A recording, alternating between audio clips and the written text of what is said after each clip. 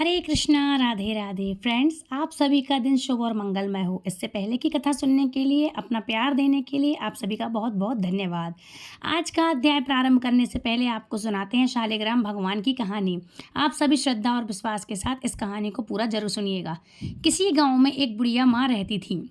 उन्होंने शालिग्राम जी की सेवा करने का संकल्प लिया हुआ था और वह प्रतिदिन नियम से शालिग्राम भगवान की सेवा किया करती थी।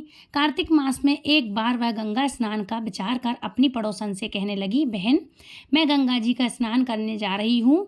तुम मेरे शालिग्राम जी को रख लो और जब तक मैं नहीं आऊँ तब तक उनकी सेवा कर देना।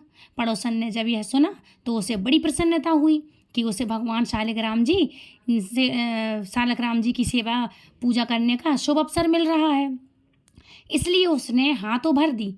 लेकिन थोड़ी देर के बाद वह चिंता में डूब गई और फिर कहने लगी, बहन, मैं शालिग्राम भगवान जी को रख तो लूँगी, लेकिन मुझे तो उनकी सेवा पूजा करना आती नहीं है, तो भला मैं कैसे रख करूँगी।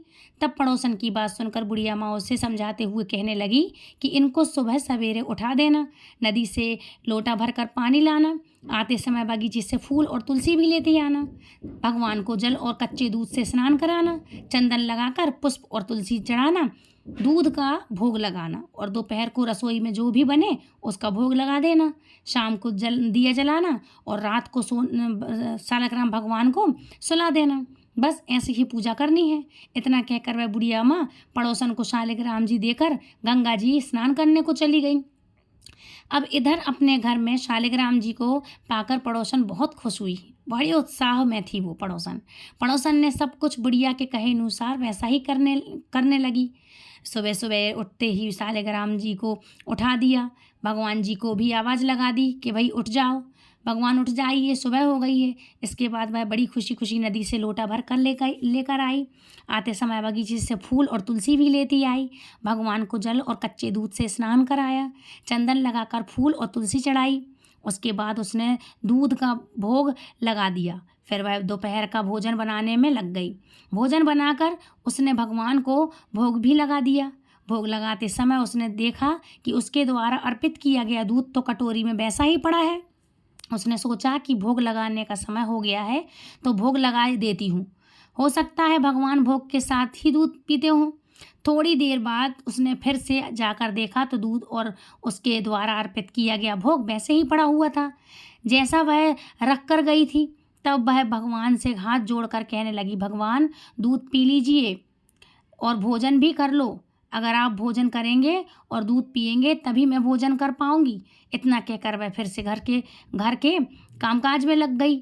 थोड़ी देर के बाद वापस आकर देखा कि भगवान ने तो दूध भी नहीं पिया और ना ही भोजन किया। यह देखकर अब तो पड़ोसन चिंता करने लगी। फिर वह हाथ जोड़कर भगवान से कहने लगी, भगवान, आपकी मालकिन आएगी तो कहेगी कि तूने मेरे भगवान को दुबला कर दिया और अभी तो भगवान पूरा 1 महीना बाकी है और आज तो केवल पहला ही दिन हुआ है। आपने कुछ भी नहीं खाया है और ना ही कुछ पिया है। अगर आप भोजन कर लो तभी तो मैं भी भोजन कर पाऊंगी। लेकिन भगवान ने ना तो दूध पिया और ना ही भोजन किया। ये करते भी कैसे उधर वह पड़ोसन भी भूखी ही बैठी रही। बीच बीच में आकर वह देखती जाती कि भगवान ने भोजन किया है कि नहीं किया है, और जब देखती कि सब कुछ वैसा ही रखा हुआ है तो वह भगवान से जीवने के लिए कहती, मतलब जीव लो भगवान, जीवने की प्रार्थना करने लगी। धीरे धीरे इसी तरह से शाम हो गई। भगवान शालिग्राम जी ने सोचा कि अब तो इसे दर्शन देने ही पड़ेंगे, नहीं तो यह बेचारी तो सारा दिन और सारी रात भूखी ही बैठी रहेगी। ऐसा सोचकर भगवान छोटा सा मोर मुकुट पीताम्बरधारी रूप धारण करके पार्टी पर जाकर बैठ गए और दूध पी लिया और भोजन भी कर लिया। अब तो रोज ऐसे ही होने लगा कि एक दिन भगवान ने पड़ोसन से कहा कि मैं गाय चरा लाऊं। तो पड़ोसन कहने लगी, अरे थोड़े ही दिन तो रह गए हैं, क्यों जाते हो। पर भगवान नहीं माने। हाथ में सोने की लाठी का, कंधे पर हीरे मोती का जड़ा पीताम्बर डालकर चले गए गाय चराने के लिए। दिन भर गाय चराई और शाम को गोधूली बेला में गाय लेकर वापस भी आ गए।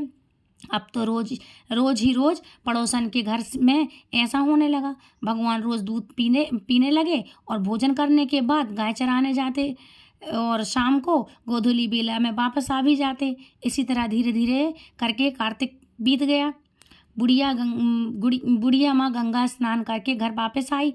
स्नान से निपट कर सोचने लगी कि अपने शालिग्राम जी को तो ले आऊं। आकर वह पड़ोसन के घर आई। पड़ोसन से कहने लगी, बहन जरा मेरे शालिग्राम जी तो दे दो। तो पड़ोसन कहने लगी, माँ जी शालिग्राम जी तो शाम को आएंगे, तब ले जाना। अब तो बुढ़िया माँ शालिग्राम जी के लिए जिद करने लगी। बुढ़िया माँ ने सोचा शायद पड़ोसन के मन में उन्हें देने की इच्छा नहीं है। इसी बीच में उनके बीच में बहस होने लगी। उनकी बहस को सुनकर आसपास के बहुत सारे लोग इकट्ठे हो गए। लोगों को देखकर वह पड़ोसन कहने लगी, भाई लोगों जरा इन बुढ़िया माँ को समझाओ, जैसे इन्होंने 1 महीना निकाला वैसे ही शाम तक थोड़ा और सब्र कर ले। बुढ़िया माँ तो धरना देकर बैठ गई और कहने लगी, मैं तो बस अपने शालिग्राम जी को लेकर ही घर जाऊंगी, वरना यहीं बैठी रहूंगी। बुढ़िया माँ को लगा कि शायद उसकी पड़ोसन झूठ बोल रही है। बुढ़िया माँ उससे डांट डपट करने लगी। बता तूने कहाँ छुपा रख दिया है मेरा शालिग्राम?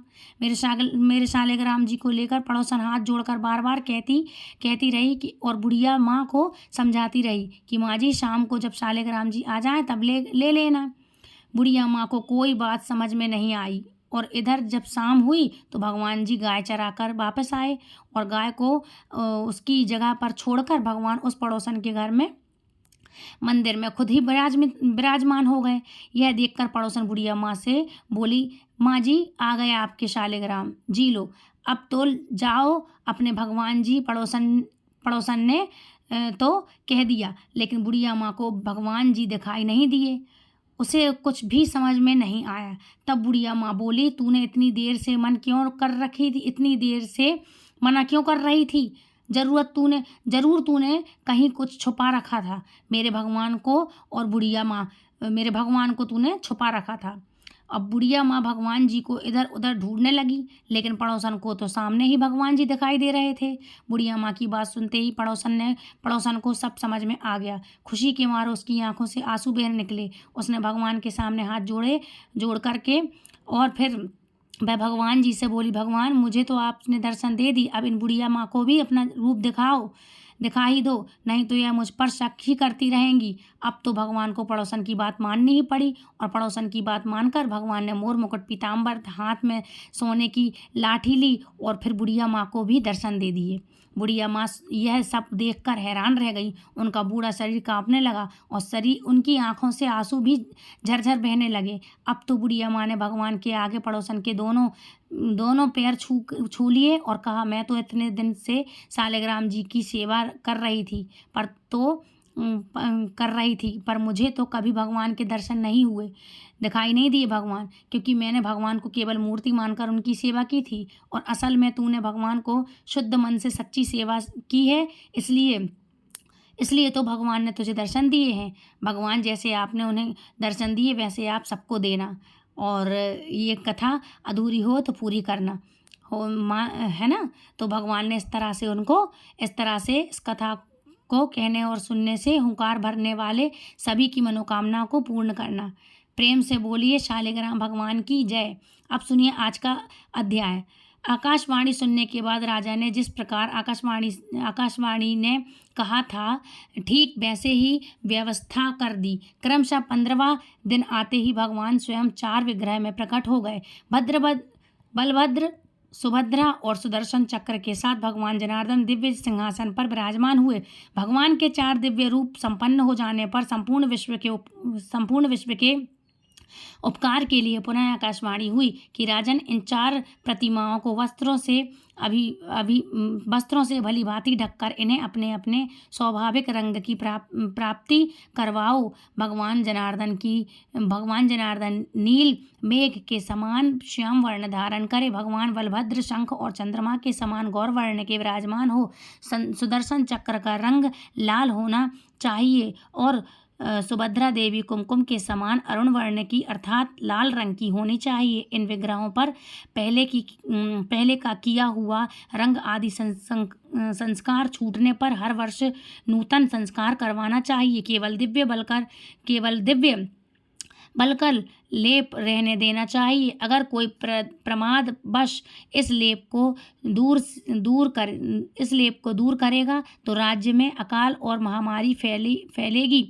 राजन, तुम्हें भी नग्न रूप में इन मूर्तियों का कभी दर्शन नहीं करना चाहिए। अगर मनुष्य भी यदि नग्न रूप में इन्हें देखेंगे तो उनके लिए भी यह भय उपस्थिति करने वाली होगी। नाना प्रकार के लेप से लिप्त और विचित्र श्रृंगार से युक्त मूर्तियों का ही दर्शन करना चाहिए। राजन, तुम्हारे ऊपर कृपा करके ही यह भगवान प्रकट हुए हैं और तुम्हारी ही कृपा से वे सब जीवों के धर्म, अर्थ, काम और मोक्ष प्रदान करेंगे। नीलांचल पर कल्प वृक्ष के वायव्य कोण में 100 हाथ की दूरी पर और भगवान नरसिंह के उत्तम भाग में जो बहुत बड़ा मैदान है, उसमें अत्यंत सुदृढ़ और हजार हाथ ऊंचा मंदिर बनवाकर उसी में भगवान की स्थापना करो। पहले इस पर्वत पर जो प्रतिदिन भगवान नील माधव का पूजन करता था, वह विश्ववसु नाम वाला शवर अर्थात भील वैष्णव में श्रेष्ठ है। उसके साथ तुम्हारे पुरोहित की मित्रता हो चुकी है। उन्हीं दोनों की सतति को भावी उत्सवों में भगवान के विग्रह पर लेप और संस्कार करने के कार्य में लगाया जाए। ऐसा कहकर वह दिव्य आकाशवाणी मौन हो गई। उसका उपदेश सुनकर राजा ने प्रसन्नतापूर्वक उसका पालन किया। जब बलराम, श्री कृष्ण, सुभद्रा तथा सुदर्शन चक्र पर आकाशवाणी के कहे अनुसार लेप आदि सभी संस्कार हो गए, तब उनकी आकृति बड़ी ही सुंदर हो गई। इसके बाद राजा ने महादेव का पर्दा खुलवा दिया। फिर सबने रत्न सिंहासन पर विराजमान भगवान की झांकी की। वस्त्र और अलंकारों सहित उन भगवान के विग्रह को दर्शन करके राजा इंद्रद्युम्न आनंद के साथ समुद्र में डूब गए और नेत्रों को कुछ बंद कर किए प्रेम के आंसू बहाते हुए हाथ जोड़कर खंबे के समान खड़े रहे। तब नारद जी ने राजा से कहा, हे राजन, कमल के समान नेत्रों वाले इन भगवान जगन्नाथ का दर्शन करो। यह भक्तों पर अनुग्रह करने के लिए संपूर्ण ज्ञान की निधि है। इन्हीं श्रीहरि को देखने के लिए योगी लोग मन को संयम में रखकर सदा प्रयत्न करते रहते हैं। वे ही भगवान विष्णु आज काष्ठमय शरीर में स्थित होकर तुम पर अनुग्रह करने के लिए प्रत्यक्ष हुए हैं। इन करुणा सागर भगवान की स्तुति करो। नारद जी के द्वारा इस प्रकार सचेत किए जाने पर राजा इंद्रद्युम्न का करुणामय जगन्नाथ जी की स्तुति की हे दया सागर मुरारी, कहा तो ब्रह्मा, रुद्र तथा इंद्र के मुकुट में मगन हुए आपके निर्मल युगल चरणारविंद और कहाँ मलमूत्र, रक्त, मांस और हड्डियों से बना और चमड़े से ढका हुआ मुझ दीन का यह अधम शरीर इस शरीर असार संसार में भटकते रहने के कारण मैं श्रम से व्याकुल हूँ। भला आपको मैं कैसे जानूँ? देव, मैंने अपने कर्मों द्वारा सुख भोगने के लिए जिन विषय भोगों का संग्रह किया, वे ही परिणाम में मेरे लिए दुख रूप हो गए। इसलिए मेरे समान दुखी दूसरा कोई नहीं है। प्रभु, अगर मैंने पहले कभी मन से आपकी उपासना की होती तो दुख भोगने के लिए मुझे नाना प्रकार के जन्म क्यों प्राप्त होते? मुरारे, क्या आपके चरणारविंद से दूर रहने का ही यह फल नहीं है? संपूर्ण पृथ्वी के धन से भरा हुआ मेरा खजाना, सेना, मन के अनुकूल सैकड़ों स्त्रियों और निष्क राज, यह सब कुछ आपके तत्व ज्ञान से शून्य पशु के समान मुझ अधम के लिए बड़ा भारी भार हो रहा है। इसमें सदा कष्ट ही प्राप्त हुआ करता है। नो परा दया करने वाले हैं। प्रभु, आपके स्मरण करने मात्र से ही जीव की मुक्ति होती है। इस संसार में आपके सिवा मेरा कोई बंधु नहीं है। मेरी बुद्धि आपके चरणारविंद से कभी अलग ना हो। आप सच्चिदानंदमय परिपूर्ण सिंधु हैं, जो सहस्त्र जन्मों का भाग्योदय होने पर आपको पा गए हैं। वे क्या कभी लेश मात्र सुख और अनंत दुखों से भरे हुए विषय भोग रूपी इंद्रजाल की ओर आंख उठाकर देखते हैं? कहाँ तो जिसमें लेश मात्र सुख और अनंत दुखों के खान रूप सैकड़ों ग्रंथियां हैं। उस ऐसे कर्मों का अटूट बंधन और कहाँ अनंत अनादि एक और आनंदप्रद आपके पवित्र चरणारविंद पर स्वभावतः कृपा करने वाले हैं। हे प्रभु, मूलभूत आप परमेश्वर को न पाकर तुच्छ कार्य के लिए भटकने वाले क्लेश के ही भाजन रूप मुझ अत्यंत दीन की रक्षा कीजिए। संपूर्ण विश्व के एकमात्र वंदनीय विष्णुदेव, वेद अव्यय हे विश्वनाथ, आप ही समस्त पाप राशियों का नाश करने में समर्थ हैं, बलवान में श्रेष्ठ हैं। बलभद्र, आपका विग्रह सहस्त्र फनों से ढका हुआ है। आप ईश्वर हैं, मैं आपकी शरण में आया हूँ। संसार को आश्रय देने वाली तथा संपूर्ण देवताओं को उत्पन्न करने वाली मंगलमय सुभद्रा जी के दोनों चरणों को मैं प्रणाम करता हूँ। हे नाथ, यह ब्रह्मांड का समूह जिनकी किरणों के समुदाय से रचा गया है और जो दैत्यों की सेना का संहार करने वाला है, उस सुदर्शन चक्र के रूप में आपको प्रणाम करता हूँ मैं। इस प्रकार स्तुति करके श्रेष्ठ राजा इंद्रदमन ने भगवान को साष्टांग प्रणाम किया और कहा, नाथों के बंधु, हे जगन्नाथ, समुद्र में डूबे हुए दीन तथा दुख शोक से व्याकुल मनुष्य का आप कृपा पूर्वक उद्धार करें। इसके बाद नारद जी ने कहा, अपार भवसागर से पार उतारने में तत्व हे भगवान नारायण, आपकी जय हो, आपकी जय हो। सनक सनातन और सनातन आदि श्रेष्ठ योगी आपके दिव्य तत्व का चिंतन करते रहते हैं। आप सर्वलोक स्वरूप, सब लोगों को सुख देने वाले, संपूर्ण विश्व के उपकार तथा समस्त जगत के वंदनीय हैं। कोटि कोटि ब्रह्म, रुद्र, इंद्र, मरुद गण, अश्विनी कुमार, साध्य तथा सिंधु गण आपके लीला विलास से उत्पन्न है। संपूर्ण देवता और दानव आपके चरणों में प्रणाम करते हैं। हे त्रिभुवन गरुण, आप किसी के भी पूर्णतः जानने में नहीं आते, आपको नमस्कार है। आपके बाद अन्य राजा, वेदों के पारंगत विद्वान, क्षत्रिय मुनि, ब्राह्मण, क्षत्रिय तथा विद्वान वैश्य जाति के लोगों ने भी वैदिक सूक्तों, स्त्रों, पौराणिक स्तुति हो और स्वचरित कविताओं से जैसे भी बन पड़ा, उसी प्रकार सुभद्रा जी के साथ कमल नयन भगवान श्री कृष्ण की स्तुति की। इसके बाद राजा ने पुरोहित जी से भगवान वासुदेव की पूजा के लिए सामग्री इकट्ठा करने को कहा। फिर नारद जी के उपदेश से स्वयं राजा ने ही विधि और मंत्रोच्चारण के साथ क्रमशः उन सभी विग्रहों का पूजन किया।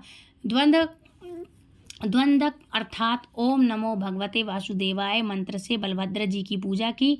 इसी मंत्र के द्वारा उपासक करके ध्रुव जी ने परम उत्तम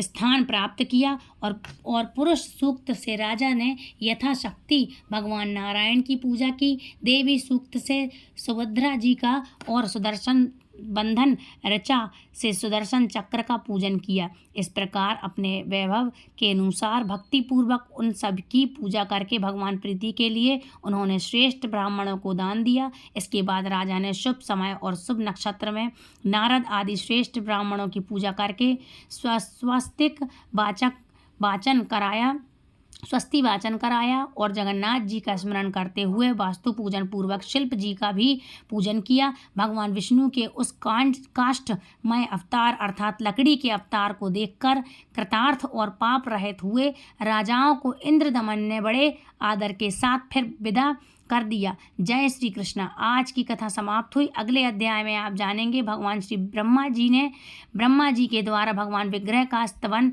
और उनकी स्थापना किस प्रकार हुई। इस बारे में उम्मीद है हर बार की तरह आज की यह कथा भी आपको पसंद आई होगी। यदि पसंद आई है तो वीडियो को प्लीज़ लाइक शेयर कमेंट करें, चैनल सब्सक्राइब करना बिल्कुल ना भूलें। और फ्रेंड्स, अपने धर्म का ज़्यादा से ज़्यादा प्रचार करें क्योंकि कलयुग केवल नाम आधार। आप भी अपने धर्म का प्रचार करें क्योंकि हमारा धर्म बहुत ही पुराना और सत्य पर आधारित हमारा धर्म है। फ्रेंड्स, अपने धर्म का प्रचार करो, ये भी एक तरह का पुण्य है, एक तरह की सेवा है। और अपने हरे कृष्ण महामंत्र का जाप करते रहो। और हरे कृष्ण का महामंत्र कौन सा है? Hare Krishna Krishna Krishna Hare Hare, Hare Ram Ram Ram Hare Hare. Friends, I hope आज का वीडियो आपको पसंद आया होगा। Please like, share and subscribe. Thank you. Hare Krishna, Radhe Radhe, Hari बोल, जय जगन्नाथ।